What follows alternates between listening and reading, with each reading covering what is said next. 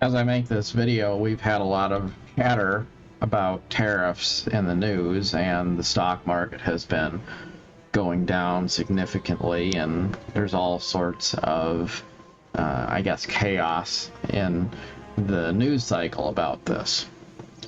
And what it really has gotten me to thinking about is this theme of not trying to create permanent things out of temporary materials.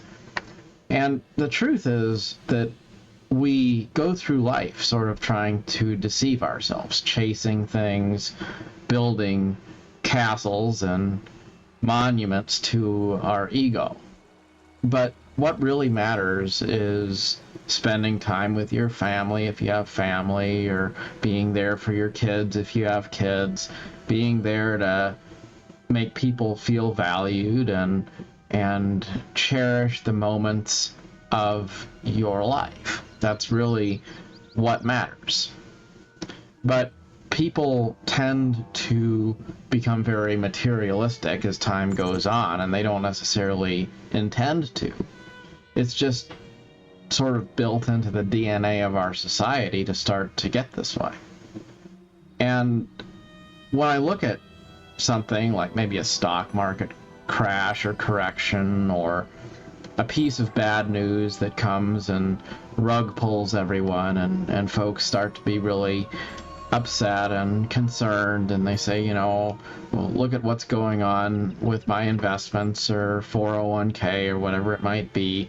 The world is ending. It's terrible.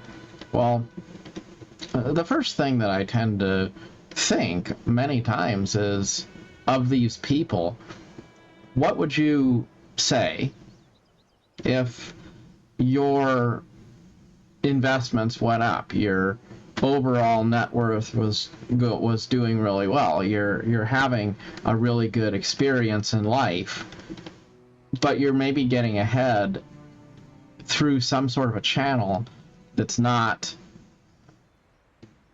really based on solid fundamentals or integrity, right? Like, if you won the lottery, you didn't really earn your millions of dollars exactly. You kind of did, in the sense that you chose to put your money into a lottery, and it was fair and so forth, but you didn't really produce value exactly in the same way as if you say built a business from the ground up or something, right?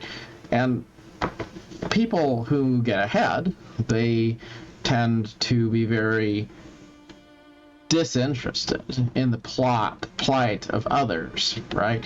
People aren't really going to worry about their neighbor who doesn't have as much as they do. If they're doing very well, then they view that as something that they should brag about, something that they should be really excited about. And they view other people as really not their problem. So if you don't care about other people when things are going well for you, why would you have any reasonable expectation that other people should care about you when things don't go your way? You see, if we live a life where we chase material things, we act like we're important, maybe too much, well, then there comes a point where we become humbled because something happens, and with what measure you meet, you will be met once again. So if you want to be cared for, if you want to be loved, then you have to put those energies out into the world. But if you are always out for yourself only, then it's not really a shock or a surprise when you get humbled from time to time. Now, is there collateral damage? Are there situations where people do all the right things and they put the right values first and they still come up short. Certainly there are. I'm not saying we shouldn't have empathy for others, but I just look at society as a whole, and I think there's a lot of people who are pretty greedy, you know? Like, you look at them and they're driving big new vehicles and they're living in oversized homes, and, you know, like every part of their life is just supersized, you know? And they're probably also dramatically overweight and unfit, and also, you know, maybe have this sort of a attitude of entitlement, you know, like, I deserve to have certain rights or benefits in society because I'm important, but I'm not really going to do anything to have a spirit of service either. I'm all about me, you know. And that's, I guess, if you have that attitude, it's kind of easy to feel like when people have something bad happen, maybe they had it coming, you know. Maybe they deserved it in some way. Is that the right attitude to have? Well, maybe not. But it's just kind of, I guess it's a thing where we deceive ourselves, and when we do that, then at some point there's a reckoning. And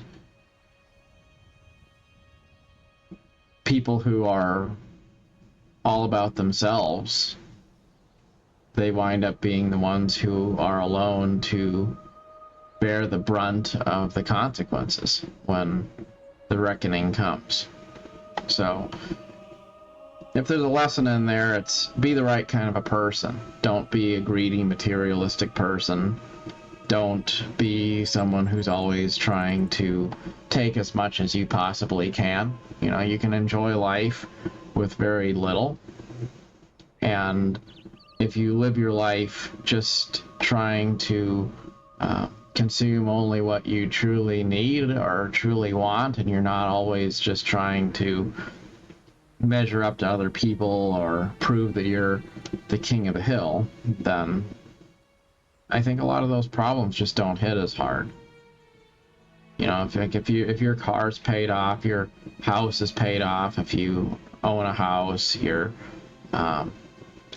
you know, you've got a low cost of living, things like that, then, you know, no debts. If hard economic times do come, you're in a better position to weather that. Then there's also the issue of just acknowledging the fact that we will die. And that's at the core of everything we do, is this knowledge that we're going to die. And we also go out of our way to engage in a lot of mental gymnastics to pretend that that's not true.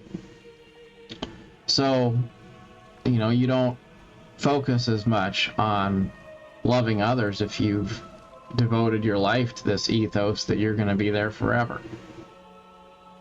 You're not as focused on being balanced in terms of what kind of investments you'll make and what kind of risks you'll take if you have this notion that you're trying to be immortal.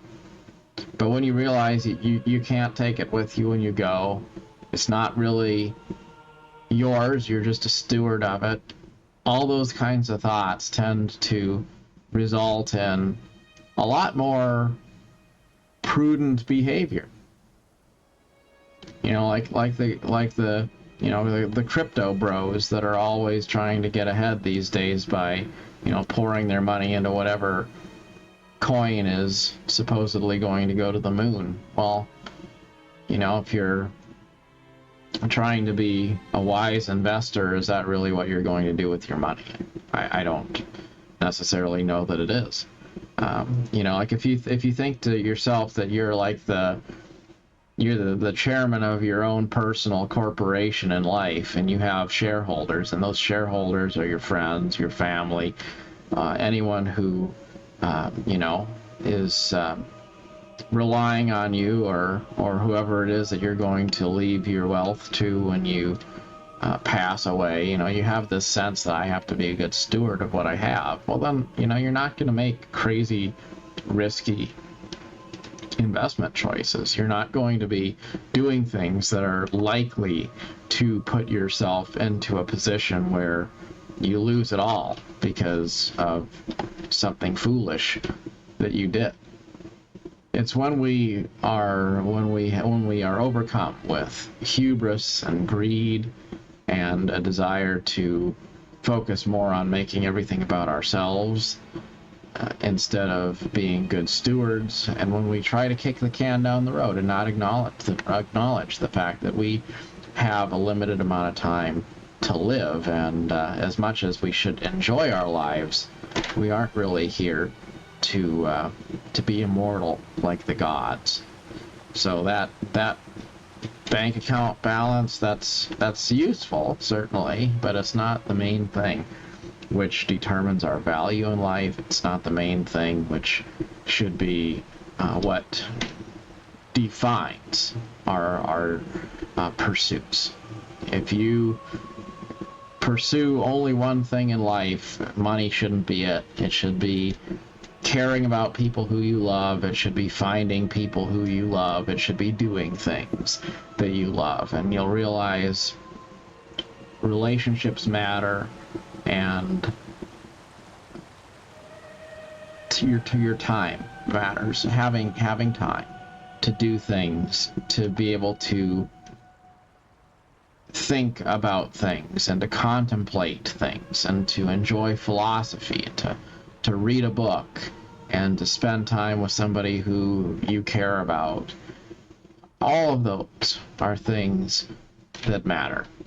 But the stuff that you have, the empire you build, that doesn't really matter at all. When I spend money on things that give me something that I enjoy. Maybe it's buying a new computer because I enjoy playing games. I'm not buying the computer because I want to show it off or brag to people.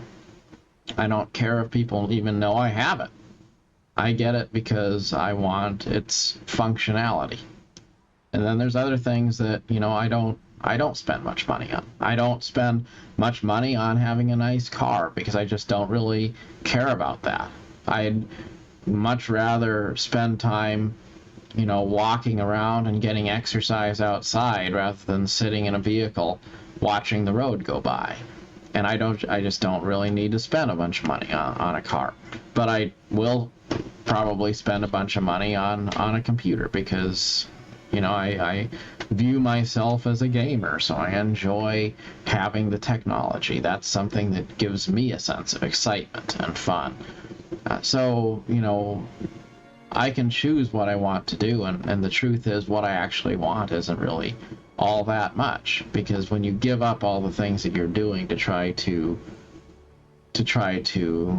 keep up with the Joneses, sometimes you find there's a lot left over because, it all just winds up leading to a more affordable kind of a life. And materialism is something which not only erodes your ability to be the right kind of a person and to have a good sense of peace of mind and things like that, it's also something which erodes your ability to be relatable to other people. And I think about this just because I don't really have a very materialistic life anymore. And now I look at other people who, from my perspective, do. And I realize I wouldn't really want to spend a bunch of time with those people because they're too busy. They're chasing something. They're always trying to measure up. They're always bragging about something. They're always that person that wants to get a little bit ahead so that they can rub your nose in it. And those are not the kind of people who I really want to spend my life around. And so don't be that kind of a person, because even if you are, by some measure, successful, you're not really successful if you are so materialistic, so busy, so distracted all the time that you never have time for any of the things that actually bring joy into life.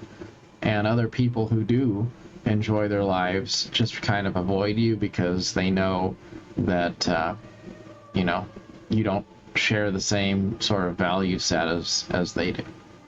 I'd much rather be a person who has, time to stop and smell the roses and don't worry too much about material things. And, sometimes if you care less, you do more too. It's kind of a weird thing where the more you try to be in control of everything, the more you lose control of everything. But when you just try to do what's right and you don't worry too much about the outcome, then mysteriously, magically, you wind up in a situation where you actually do a better job and you have more success come your way, and life gets a little bit easier. So sometimes when you stop caring, you stop worrying so much, and you just focus on living your life every day in a way which is respectful and honorable, transparent, honest, kind, and always invest in the things which uplift your spirit. Then whether the stock market is going up or down, or whether your investments are going up or down, or whether you get your way or not in terms of things like career or whatever, it doesn't really matter so much, because you go at life with that understanding. I'm just a steward of this for a little while, and I do want to enjoy my life, and I do want to share my life with other people in a meaningful way, but I don't really have any need to prove anything, because it isn't really mine anyway. Always let life play as it plays without having too tight of a grip on it. And if you do that, you will probably be a bit more at peace, a bit happier. And that is the goal in life, to pursue happiness as much as is possible. But being as elusive as it is, happiness is something that tends to find you when you stop looking for it so hard. As always, good luck on your adventure. Till next time, thanks so much for watching.